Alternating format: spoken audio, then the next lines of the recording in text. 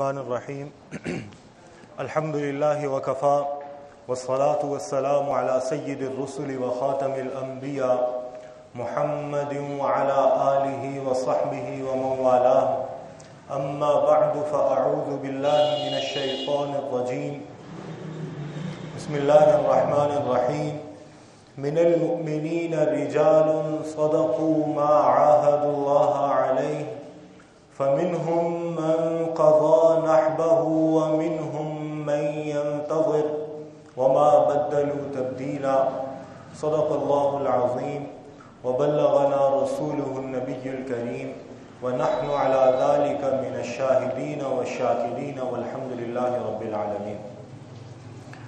سب حضرات عبادت کی نیت سے ایک بار نماز اور درود پاک تلاوت کر لیں. اللهم صل على محمد وعلى آل محمد كما صليت على إبراهيم وعلى آل إبراهيم إنك حميد مجيد. اللهم بارك على محمد وعلى آل محمد كما باركت على إبراهيم وعلى آل إبراهيم إنك حميد مجيد. اللہ سبحانہ و تعالی نے انسان کو کامل خلقت کے ساتھ پیدا فرمایا. انسان کی تخلیق اس طرح سے فرمائی کہ پورے عالم میں تمام موجودات میں انسان سے زیادہ مکمل مخلوق اور کوئی نہیں بنائی. انسان کو طاقت اور قوت، عظمت اور ہیکل اگر باقی مخلوقات سے کم دیا، انسان پہاڑوں کے برابر اونچا نہیں ہے، ہاتھیوں اور شیروں کے برابر طاقتور نہیں ہے، لیکن انسان کو عقل کی قوت ایسی عطا فرمائی جس کے بل پر انسان پہاڑوں کو مسخر کرتا ہے، ہاتھیوں اور شیروں بلکہ اس سے زیادہ طاقتور جانوروں کو قابو میں لاتا ہے اور ان سے اپنے منافع کو، اپنے فوائد کو، اپنی سہولیات کو کشید کرتا ہے اور اپنے نقصان دہ چیزوں سے بچتا ہے. اللہ نے انسان کو سب سے زیادہ حسین بنایا. قرآن شریف میں ارشاد فرماتے ہیں لقد خلقنا الانسان فی احسن تقویم. ہم نے انسان کو بنایا حسین ترین طریقے سے. اور تقویم کا لفظ یہاں پر استعمال کیا گیا. تقویم کا مطلب ہوگا اسٹیبلش کرنا، کسی چیز کو قائم کرنا. یعنی اللہ تبارک و تعالیٰ نے صرف انسان کو پیدا کر کے اپنے بل پر، اپنے سہارے پر، اپنے زور پر زندگی گزارنے کے لیے چھوڑ نہیں دیا، بلکہ ہر لحظے کی زندگی میں، ہر لمحے کی بقا میں اللہ تبارک و تعالیٰ کی توجہ اور اللہ کا ارادہ انسان کی طرف متوجہ ہے، انسان کے ساتھ متعلق ہے. جب ہی انسان باقی ہے، جب ہی انسان قائم ہے. تو ہر وہ لحظہ جس وقت انسان موجود ہے، یہ دلیل ہے اس بات کی کہ اس کا رب اس کی طرف متوجہ ہے. قرآن مجید میں ارشاد فرماتے ہیں وَمَا كُنَّا عَنِ الْخَلْقِ غَافِلِينَ. ہم اپنی مخلوق سے غافل نہیں ہیں. علماء اس آیت کی تفسیر میں وضاحت کرتے ہوئے فرماتے ہیں مطلب یہ ہے کہ مخلوق جتنی بھی ہے اس کو اللہ تبارک و تعالی نے اپنے ارادے سے پیدا فرمایا. انما امرہ اذا اراد شیئا ان یقول له کن فیکون. اس کا معاملہ تو یہ ہے کہ جب وہ کسی چیز کے وجود کا ارادہ فرماتا ہے تو جتنی دیر میں کن کہنا ہوتا ہے اتنی دیر میں وہ چیز وجود میں آ جاتی. یعنی اللہ کا ارادہ ہے تو چیز وجود میں آئی. اللہ نے چاہا تو چیز ہوئی، اگر اللہ نہ چاہتے تو وہ چیز نہ ہو سکتی. اب جیسے اللہ کے چاہنے سے وہ ہوئی تو اسی طرح اللہ کے چاہنے سے باقی ہے. جس وقت تک اللہ تبارک و تعالیٰ کا ارادہ اس کی طرف ہے تب تک وہ ہے. اگر اللہ کا ارادہ ہٹ جائے تو وہ ختم ہو جائے. یہ مطلب ہے وَمَا كُنَّا عَنِ الْخَلْقِ غَافِلِينَ کہ ہم اپنی مخلوق سے غافل نہیں ہو سکتے. غافل کس کو کہتے ہیں؟ جس کی توجہ نہ ہو. اگر اللہ کی توجہ ہٹ جائے تو مخلوق نہ رہے. مخلوق ہے بس معلوم ہوا کہ اللہ تبارک و تعالیٰ متوجہ ہے، توجہ فرما رہے.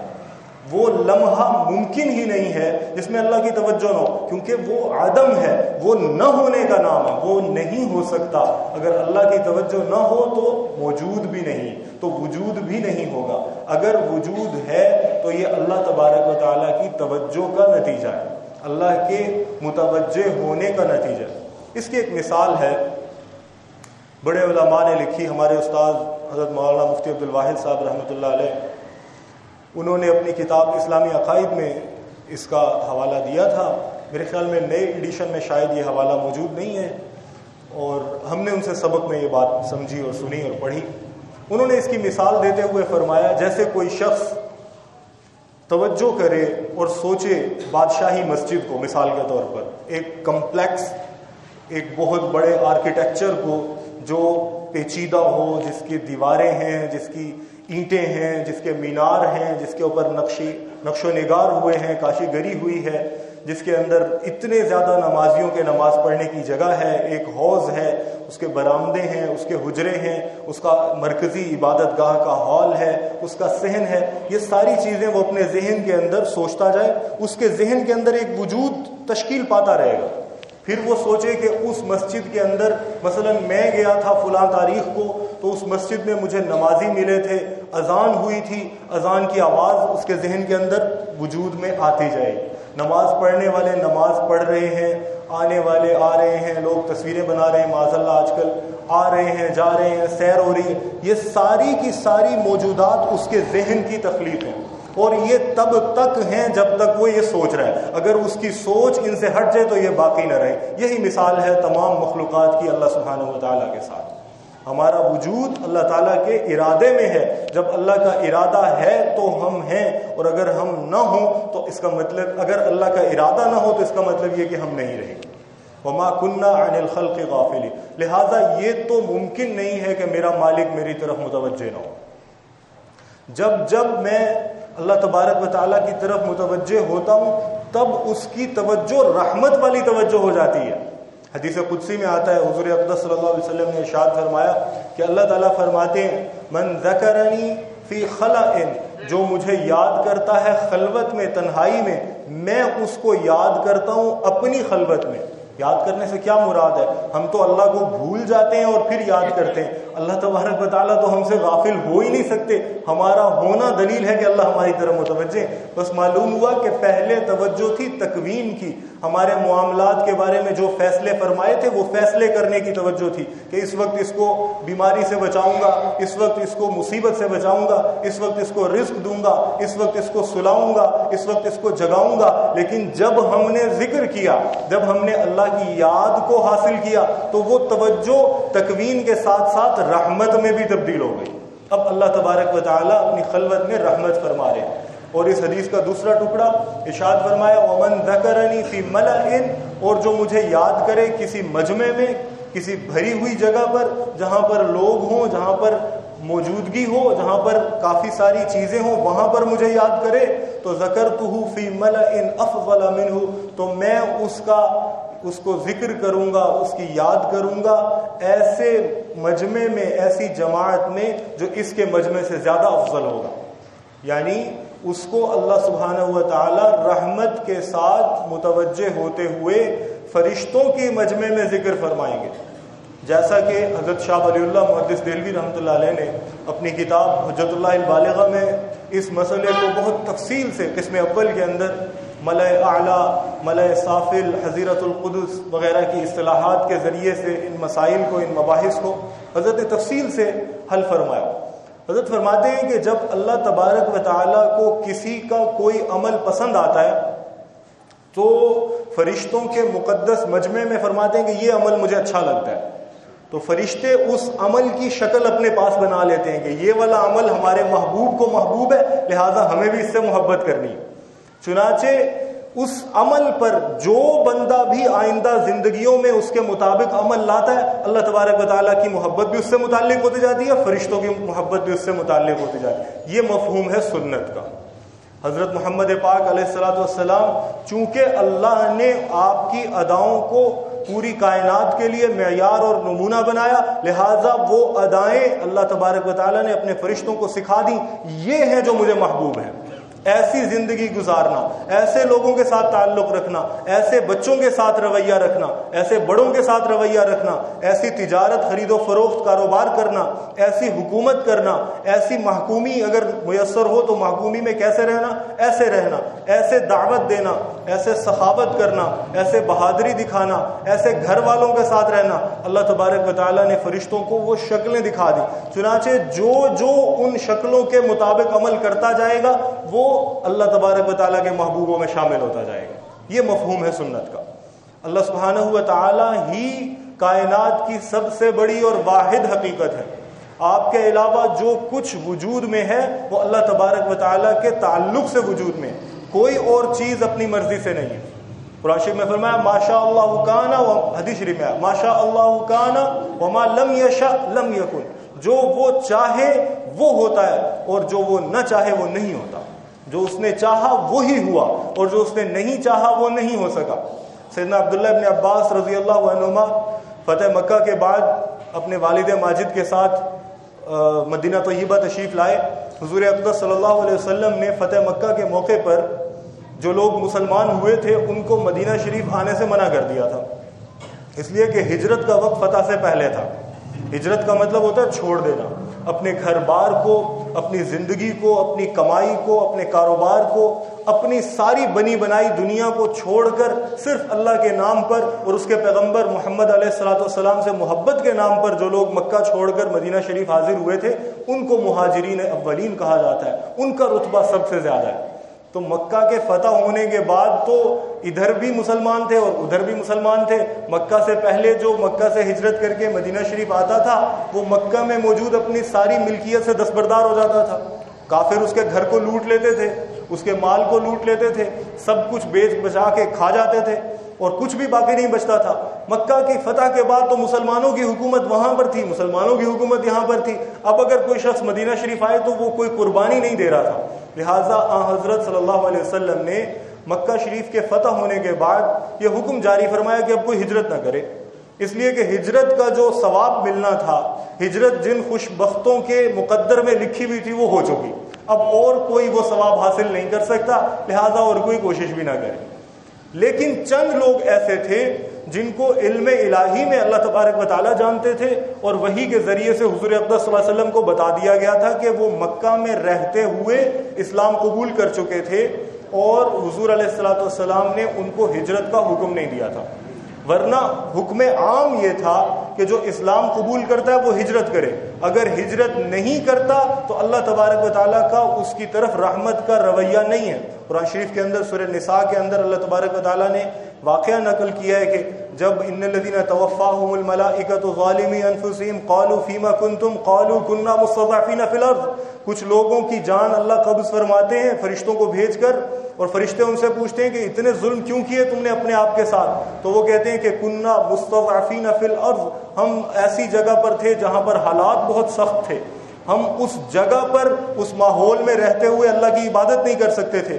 قالوا الم تکن ارض اللہ واسعۃ فتہاجروا فیہا، تو فرشتے آگے سے ان کو ڈانٹتے ہوئے کہتے ہیں کہ کیا اللہ کی زمین کھلی نہیں تھی کہ تم اس برے ماحول کو چھوڑ کر اچھے ماحول میں چلے جاتے۔ تو جب مکہ شریف فتح ہو گیا تو اس کے بعد اللہ کے رسول صلی اللہ علیہ وسلم نے عام طور پر لوگوں کو ہجرت سے منع فرمایا، لیکن چند لوگوں کو ہجرت کی اجازت دی، جن میں آپ کے چچا حضرت عباس بن عبد المطلب رضی اللہ عنہ بھی تھے، حضرت معاویہ بن ابی سفیان رضی اللہ عنہ بھی تھے، اور بھی چند لوگ تھے۔ سیدنا عباس چونکہ بدر کے بعد سے محققین کی رائے کے مطابق بدر کی جنگ کے بعد سے مسلمان ہو گئے تھے، اسلام قبول کر لیا تھا، اسی وجہ سے بدر کے بعد کسی حملے میں شریک نہیں ہوئے، مسلمانوں کے خلاف جنگ نہیں لڑی، اور اس کے بعد مکہ شریف میں ہی رہے اور وہاں پر رہتے ہوئے حضور اقدس صلی اللہ علیہ وسلم کا کام کرتے رہے، خفیہ طور پر آپ کے کام کے دین کے کام کی مدد کرتے رہے۔ جب آپ کے خلاف کوئی بڑی سازش ہوئی تو آپ کو اطلاع پہنچا دی، آپ کے جو بڑے مخالفین تھے ان کا اثر کم کرنے کی کوشش کی، آپ کے حق میں رائے کو ہموار کرنے کی کوشش کی۔ اس طرح کے اور بھی چند لوگ تھے۔ اسی وجہ سے جب مکہ کی فتح کے لیے حضور علیہ السلام لشکر لے کر جا رہے تھے تو آپ نے سختی سے منع فرما دیا، سختی سے، کہ ان کے اوپر حملہ نہیں ہوگا، جب تک میں نہ کہوں تلوار نہیں نکالے گا کوئی۔ اور اس وجہ کیا تھی کہ وہاں پر ایسے اہل ایمان موجود ہیں جن کو تم لوگ نہیں جانتے، کہیں تم غلطی سے ان کے اوپر نہ جا پڑو۔ سورہ فتح کے اندر اللہ سبحانہ وتعالیٰ نے اس واقعے کو ذکر فرمایا۔ تو حضرت عبداللہ ابن عباس رضی اللہ عنہما جب حضور علیہ السلام کا انتقال ہوا تو آپ کی عمر مبارک 10 برس تھی یا 9 برس تھی، یعنی حضور علیہ السلام کے ہجرت فرمانے کے قریب میں آپ کی ولادت ہوئی حضرت عبداللہ ابن عباس کی۔ حضور السلام کے چچا کے بیٹے تھے، اور ان چند صحابہ میں سے ہیں جن کو وقت تو کم ملا، لیکن انہوں نے اپنی اس وقت کے کم ہونے کی حسرت کو نکالنے کے لیے حضور علیہ السلام کی تعلیمات کو خوب محفوظ کرنے کی کوشش کی۔ یہ پہلے والے تو کب سے دیکھ رہے ہیں، ہم ابھی آئے ہیں، لہٰذا جتنا ہو سکتا ہے محفوظ کر لیں۔ اور پھر یہ بھی ہوا کہ حضرت عبداللہ ابن عباس رضی اللہ عنہما کی خالہ جو تھیں، آپ کی والدہ سیدہ لبابہ ہیں اور ان کی بہن سیدہ میمونہ ہیں، وہ حضور علیہ السلام کے نکاح میں آ گئی۔ تو حضرت عبداللہ ابن عباس حضور علیہ السلام کے گھر میں بھی رہا کرتے تھے، ویسے تو چچا کے بیٹے تھے ہی، لیکن جب حضور علیہ السلام ان کی خالہ کے گھر میں ہوتے تھے تو یہ رات کی زندگی دیکھنے کے لیے کیسے تہجد پڑھتے ہیں، کیسے سوتے ہیں، کتنا وقت سوتے ہیں، کتنا وقت جاگتے ہیں، کیسے عبادت کرتے ہیں، یہ حضرت عبداللہ ابن عباس ان لوگوں میں سے جن کو یہ سعادت بھی نصیب ہوئی۔ ان سے ایک مشہور حدیث روایت ہے، فرماتے ہیں کہ میں راستے میں کھیل رہا تھا، 9-10 برس کا بچہ کھیلتا ہی ہے عام طور پر۔ حضور علیہ السلام کسی سفر سے واپس آ رہے تھے، اور آپ علیہ السلام کی عادت شریفہ یہ تھی کہ جب آپ سفر سے واپس آتے تھے تو مدینہ طیبہ کے بچے آپ کے گرد لپکتے تھے، اس لیے کہ آپ محبوب تھے، لوگ ان سے محبت کرتے تھے، اور جس شخص سے بچے محبت نہ کرتے ہیں اس کے مزاج کے اندر کوئی بڑا ہولناک مسئلہ ہوتا ہے، کیونکہ بچے محبت کرنے میں پہل کرنے والی مخلوق ہے، اللہ تبارک و تعالیٰ نے ایسی مخلوق بنائی ہے۔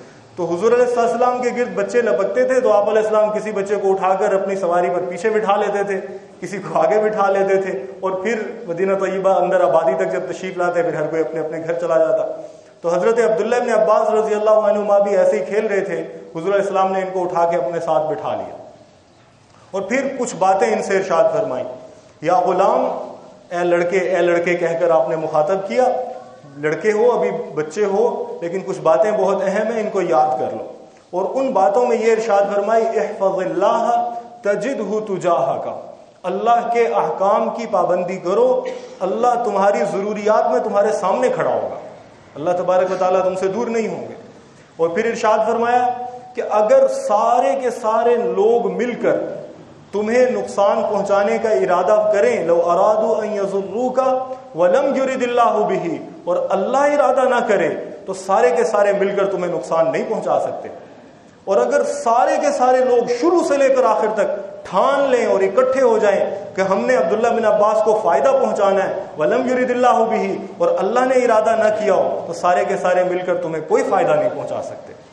تو یہ بات اصل میں اسلام کے عقیدہ توحید کی بنیاد ہے۔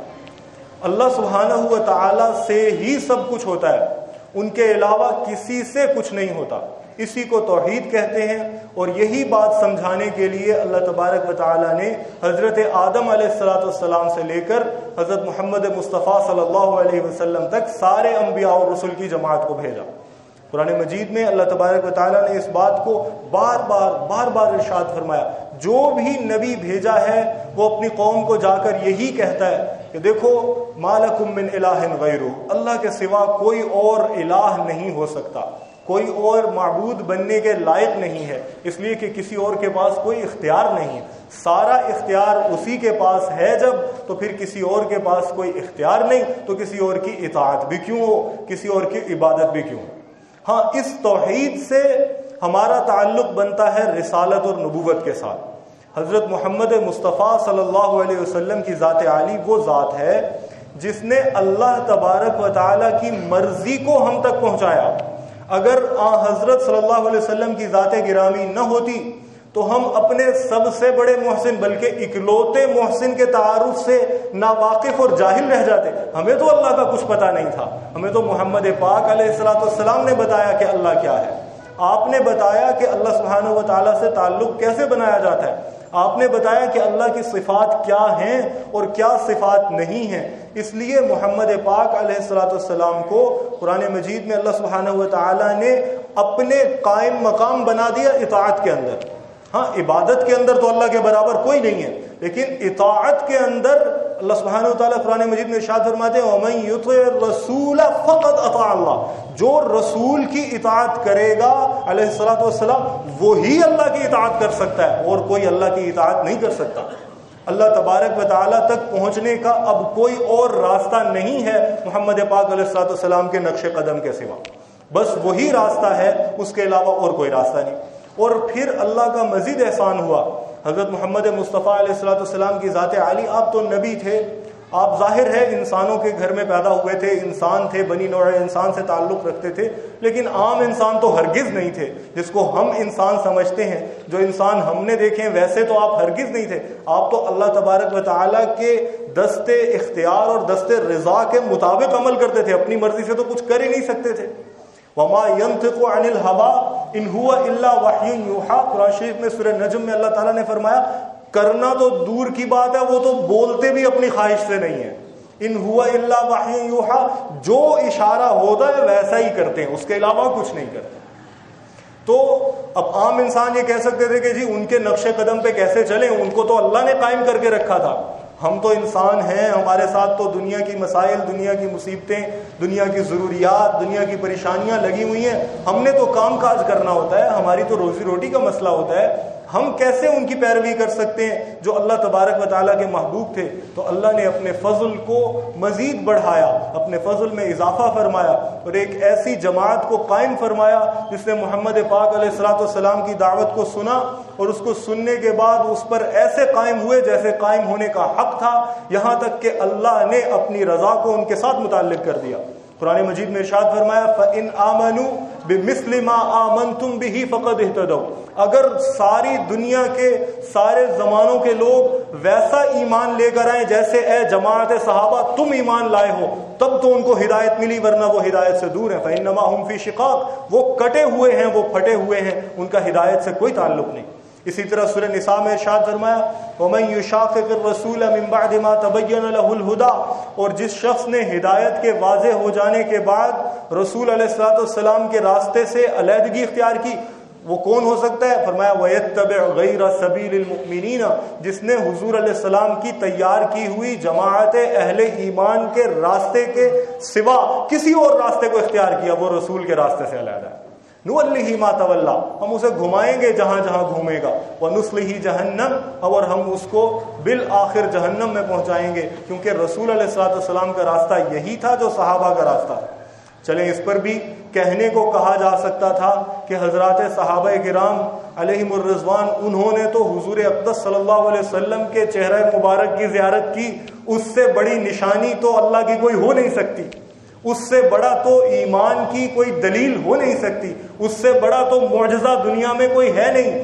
سب سے بڑی آیت اللہ تعالیٰ نے حضرت عیسیٰ علیہ السلام، حضرت مریم علیہ السلام کو کہا ہے کہ وہ آیت ہے ہماری نشانی ہے، تو محمد پاک علیہ الصلوۃ والسلام تو آیت عظمیٰ ہیں، سب سے بڑی نشانی، سب سے بڑی دلیل اللہ تبارک و تعالیٰ کی وہ کون ہے؟ اللہ کے رسول صلی اللہ علیہ وسلم ہے۔ قرآن مجید میں حدیث مبارکہ میں حضور علیہ الصلوۃ والسلام نے اللہ کے محبوبوں کا ذکر کرتے ہوئے ایک نشانی یہ بیان فرمائی تھی اذا رؤوا ذکر اللہ، جب ان کو دیکھا جائے تو اللہ یاد آ جائے، جب وہ نظر آئیں تو ان کو دیکھنے سے فوراً ذہن متوجہ ہو، منتقل ہو اللہ تبارک و تعالیٰ کی طرف۔ یہ وہی بات ہے جس کا شعر میں ترجمہ کیا علامہ اقبال نے، کردار میں برہان میں، کردار میں گفتار میں اللہ کی برہان۔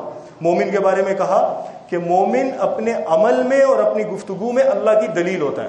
اور اس کی شرح کرتے ہوئے ہمارے ایک استاد نے اس کی مثال دی، ہمارے ایک استاد فرمانے لگے کہ اس کی مثال ایسے ہے جیسے کوئی عقل مند آدمی کسی ایسی سمت میں دیکھتے ہوئے بات چیت کر رہا ہو یا کوئی کام کر رہا ہو جو آپ کو نظر نہیں آ رہی۔ مثال کے طور پر میں آپ کی پشت میں دیکھتے ہوئے کسی سے مخاطب ہو جاؤں یا کسی سے ڈر جاؤں یا خوشی کا اظہار کروں تو آپ سب لوگ یہ یقین کریں گے کہ پیچھے کوئی ہے۔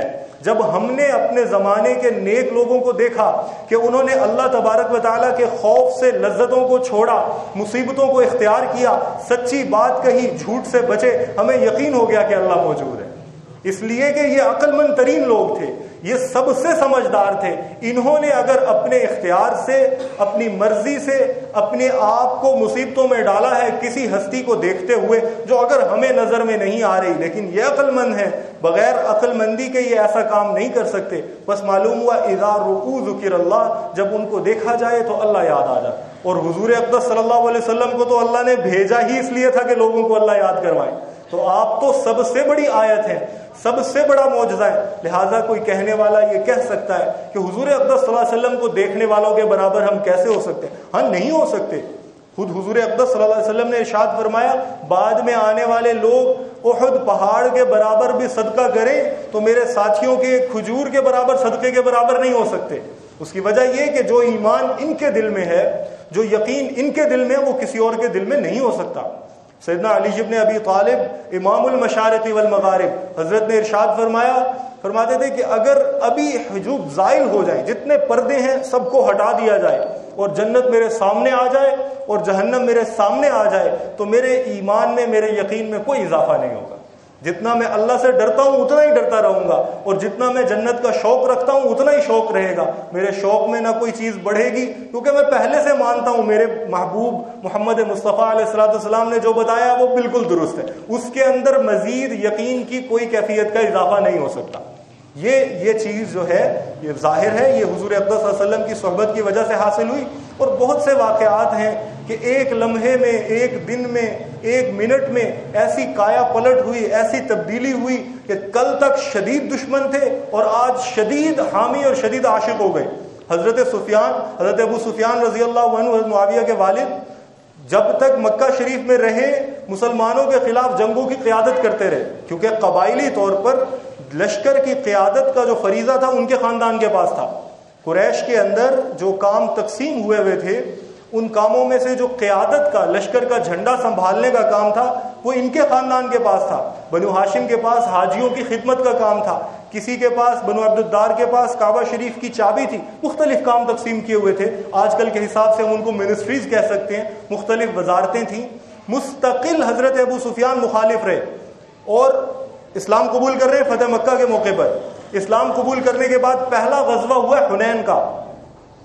جب حنین کا غزوہ ہوا تو مکہ کے 9 مسلم بڑی تعداد میں اس کے اندر شامل ہو گئے.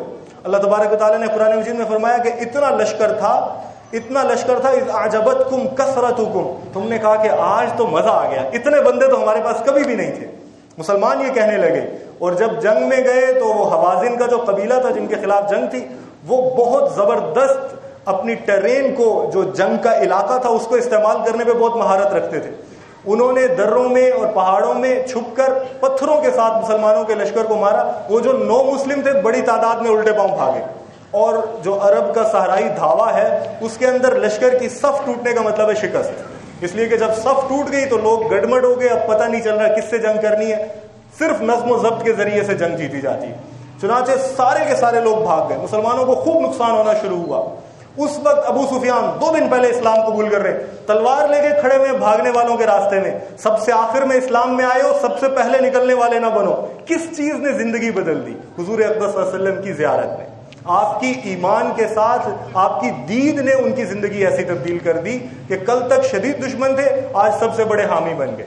اور قرآن مجید کے اندر اللہ تبارک و تعالیٰ نے اس کی بہت سی مثالیں نقل فرمائیں. مشہور مثال جو ذہن میں آتی ہے قوم فرعون کی, کہ فرعون نے حضرت موسیٰ علیہ السلام کا مقابلہ کرنے کے لیے جب جادوگروں کی جماعت منگوائی اور پوری اپنی سلطنت کے اندر ڈھنڈورا پیٹ کر چیلنج کے ساتھ کہ ایسا جادوگر آئے جو سب سے بہتر فن کا جاننے والا ہو, اور مطلب ایک طرح کا کہنا چاہیے کہ ریالٹی شو تھا, اور لوگوں کو اس میں سے پاس کر کے جو منتخب ترین تھے ان کو اکٹھا کر کے دربار میں لایا گیا موسیٰ علیہ السلام کا مقابلہ کرنے کے لیے. قرآن نے جو ریکارڈ کیا ہے, قرآن نے جو بتایا ہے کہ سب سے پہلے آ کر انہوں نے یہ سوال کیا کہ یہ بتاؤ اَإِنَّ لَنَا لَأَجْرًا إِن كُنَّا نَحْنُ الْغَالِبِينَ, پیسے ملیں گے کہ نہیں ملیں گے؟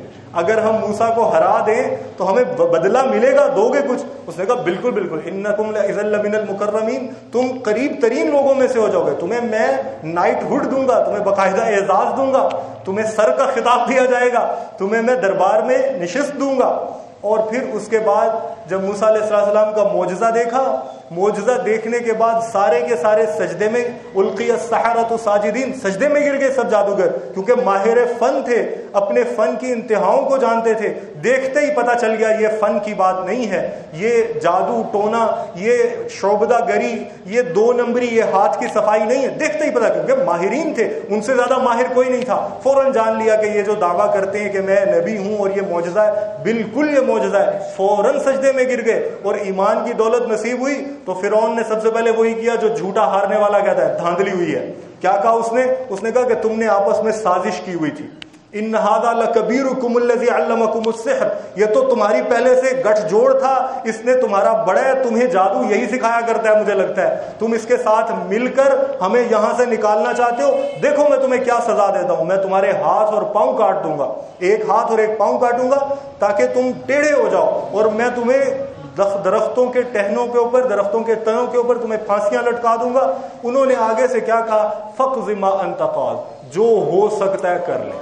یہ ایمان جو تبدیلی پیدا کرتا ہے، ظاہر ہے یہ والی تبدیلی تو نبوت کی صحبت سے ہی آتی ہے، لیکن اللہ تبارک و تعالیٰ کا احسان یہ ہے کہ اللہ نے ہر زمانے کے اندر اہل ایمان کی ایسی جماعت کو باقی رکھا، خاص طور پر امت محمدیہ علیہ الصلاۃ والسلام کے اندر جو اللہ کے دین کو اپنی زندگیوں پر نافذ کرنے والے تھے، جو ایسے ہیں کہ اذا رؤوا ذکر اللہ، جب ان کو دیکھا جائے تو اللہ یاد آ جاتا ہے. اللہ سبحانہ و تعالیٰ اپنے نیک بندوں کی صحبت اور معیت نصیب فرمائے اور ان کے نقش قدم پر ایسا چلنے کی توفیق عطا فرمائے کہ ہم بھی اللہ تعالیٰ کی محبت کے مستحقین میں شامل ہو جائیں. وآخر